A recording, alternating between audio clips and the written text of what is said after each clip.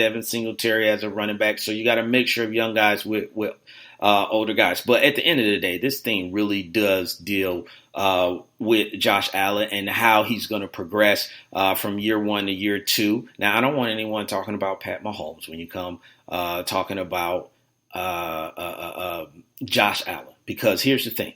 Josh Allen doesn't have the weapons that Pat Mahomes had in Kansas City. There was no Kareem Hunt. There was no Tyreek Hill. There was no Travis Kelce, on this team. And there was no coach in Andy Reid who has had success in the NFL. So Coach McDermott, he is trying to make his way and make a name for himself. So to me, this is a building process. And I look at their schedule. They got some tough games on their schedule, not just only in their division, but you got games against the Eagles, you got games against the Steelers, you got games against the Ravens, and then they got a game against the Cowboys. Cowboys are going to be tough this year too, so they're going to be in battles throughout the entire year. What this season should be for them, again, is building off of last season, adding pieces, playing your young guys, and going into this season. Letting everybody know we are getting better, and we're almost at the point of Tom Brady retiring. So someone has to take over this division once when he leaves, because I that's the only way I think that someone can run the division is that Tom Brady retires, whether that be 2, 3, 5, 9 years from now, whatever. But at some point, he will be gone. So also in the AFC East, along with the Buffalo Bills. And I see Mocha Bella in the Wait a Minute Show chat room talking about this team already, is the Miami Dolphins. So Miami is an interesting team as well, because you look at some of the pieces that they kept and some of the pieces that left. Now, Adam Gase is gone. He stayed in division. He went up to New York, which we'll be talking about them in just a moment. And then you get a new coach, Brian Flores, that came from the defending champs, New England Patriots. So he is a defensive guy. Obviously, they got some good pieces like Minkah Fitzpatrick and Xavier Howard. Rashad Jones, I think, is still there, if I remember correctly, for the Miami Dolphins. So they will have an identity, let's just say that, on defense. Now, question marks are going to be at the quarterback position, because you got 2 new quarterbacks because they traded Ryan Tannehill to the Tennessee Titans. And now you have a trade in which you got Josh Rosen and you got Fitzmagic, Ryan Fitzpatrick, on your team. Here's what I'm going to say about Miami at the end of the day. We're going to find out who Kenyon Drake is this year. There was so much inconsistency with him. It seems like Adam Gase would play him, then he wouldn't play him, then he'd play Frank Gore, and then, people are just looking at like, well, maybe, you need to play, the young guy just a little bit more. It seems like you're getting, some type of production out of him. So I think we're going to find out about Kenyon Drake. I think a lot of people are going to be a little surprised. Kenyon Drake is not going to come out and just be some player that we were just like, wow, they were really holding him back. But I think he is better than what he put on for the entire season of last year. Now, the challenge is going to be at this wide receiver group. You got really good wide receivers. And I think a lot of people, and I mess with Mocha Bella about this, but I think a lot of people underestimate the talent that the Miami Dolphins have at wide receiver. Albert Wilson and Kenny Stills are really good wide receivers, but they are going to need Devontae Parker. Either they are going to need him or they're going to move on, from him. And at this point, this is the year for Devontae. They've talked about Devontae over and over and over and over, and he has underperformed at this point as far as like where they drafted him, obviously, and what they were looking at, getting out of him. But I think, they will probably lean more on Kenny Stills and Albert Wilson for this team. You got a guy in Mike Gesicki. He's going to be going to his second year. Tight ends really don't give you too much in their first year anyway, but you're looking for him to get better. I think Ryan Fitzpatrick is going to end up being a starter, and Josh Rosen will be backup now. And this is how things play out, especially with Ryan Fitzpatrick, is that he gets off to these good starts, and then he starts to slow down, and then people start saying, you know what, let's get the new kid in there. Let's get the young guy. So for Josh Rosen, keep your head up. Don't get frustrated, and don't listen to anybody else. What they're talking about. You already went through the whole thing with Kyler Murray and the Arizona Cardinals, so that should make you stronger. Going into this situation, you already know Ryan Fitzpatrick is not, a 24-year-old quarterback, and you will get an opportunity at some point because Ryan Fitzpatrick, I'm just going off the history of what he's done. He's always, did something where you're like, all right, we got to put the other guy into the game. So Ryan Fitzpatrick, I think, will be good, for this team anyway. In the Wait a Minute Show chat room, Mocha Bella says, Ryan Fitzpatrick and Josh Rosen not going to cut it for the Dolphins this year. We will see. And remember, and I'm not comparing these two, but I just think you got to give a little bit of the benefit of the doubt, and you got to give them a chance. Remember when Jared Goff was in with the LA Rams, and that first year, people were like, "What? Who is this guy? What? The Rams, and then they made a change, and for whatever reason, either he got it, or maybe they, catered to what he does best. Whatever it was, you saw an improvement. The man played in the Super Bowl just recently. I'm not saying Josh Rosen is that, but I'm just saying you got to look at. He went into a situation in Arizona where what Arizona said, in my mind, is that we made the wrong decision at offensive coordinator, head coach, and at quarterback. These guys don't fit into what we want them to do. So now he's in a situation where he got another opportunity. I think the Dolphins are going to stick with Flores, a lot longer than what Arizona did. And he's going to have an opportunity to actually work and be the starting quarterback. If it's not right away, I think he'll have the opportunity at some point. And we just got to give him a shot.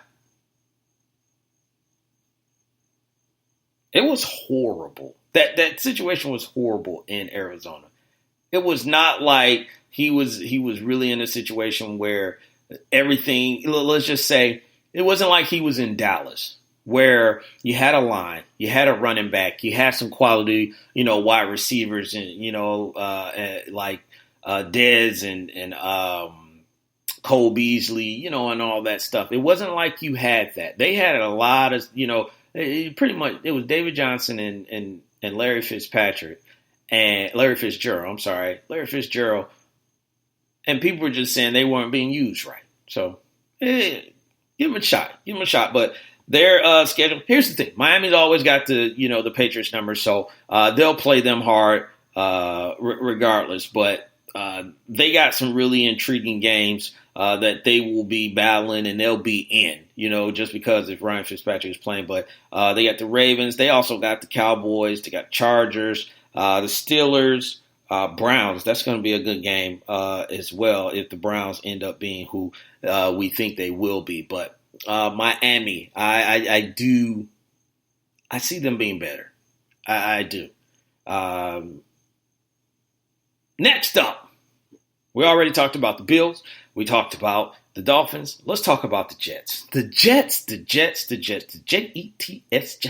Jets. And they have themselves their second-year quarterback in Sam Darnold, but then they got a nice little addition to their offense and a guy called Le'Veon Bell. Now, with Le'Veon Bell, I'll tell you this right off the rip. Don't expect Le'Veon to be the Le'Veon he was in in Pittsburgh. That situation is totally different. The coaching is totally different. Your quarterback is definitely a difference. And then the pieces that you had around you are definitely different. I'm not saying that it's overly, horrible or anything like that. But the Jets, they have made some horrible decisions at times. And some of them have been comical. But the signing of Le'Veon Bell, I think this will help out. And it's definitely going to help out a guy like Sam Darnold, who you can take the pressure off of by handing it to Le'Veon. Le'Veon's style is unique, very unique. And he will help Sam Darnold this year. And I see a jump in Sam Darnold coming in this year. I mean, he had some highlights last year. I mean, he played pretty well, overcoming some early trials and tribulations against my Detroit Lions in a Monday Night Football game, and he came back and they put the beat down. And it wasn't just him, but the entire team. But he manned that team. So I see him out of all. I'm not going to include Tom Brady. So out of all the quarterbacks in that division, I see him taking the biggest jump. He'll have guys like Robbie Anderson. He'll have guys like Quincy Enunwa. And on the defensive side as well, you got Quinnen Williams that you just drafted. You signed C.J. Mosley, a guy to man the middle of the defense, and then you got Jamal Adams and Marcus May. I think a lot of people really don't pay attention to Marcus May. He has had some injury problems, but when he is on the field, he has been a problem for offenses. So I like the defense a little bit more than I like the offense for the Jets at this point, but I do see them improving, and I think they'll make the biggest improvement in this whole division. Now, do we really need to say too much about the New England Patriots? It's just really, will the Patriots figure out another way to be a force? This is what they do. There's no Gronk. We already know that. Tight ends, Ben Watson, he's suspended for 4 games, so he's going to miss a quarter of the season. You still got Julian Edelman. You got Sony Michel. You got James White. They're picking up wide receivers out there. You got N'Keem Harry that they drafted. But you got Tom Brady. And with Tom Brady, you still got a shot. No need to look at the Patriots' schedule, but I think they will take a step back. I could see them maybe winning 10 or 11 games. I can't see them winning 13, 14 games this year. I think the Gronk being missing will affect them early, but they'll figure it out. And that's the thing about the Patriots. They are able to figure out week to week what works. They are not just a one-style team where they do things just one way, and if it doesn't work, then we're just going to keep banging our heads against the wall in hopes that it do work. So the AFC, it still will be, to me, the Patriots division until someone, changes that. If there is a team that I think will give them the most problems and be a thorn, if you will, to challenge them for the division, I'm going to go with the Miami Dolphins, with a veteran quarterback.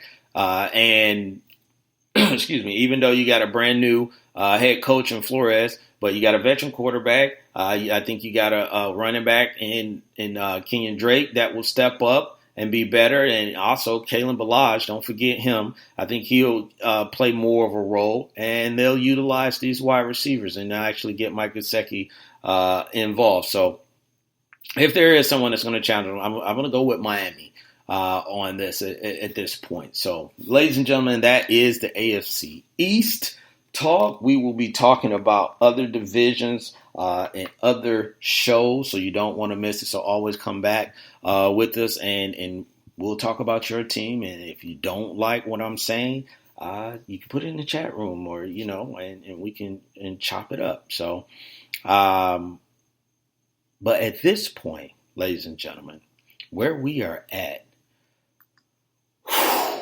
I talked earlier that at the end of the show, I might get sued. So I can't get sued because first off, me and Lopan don't have any money.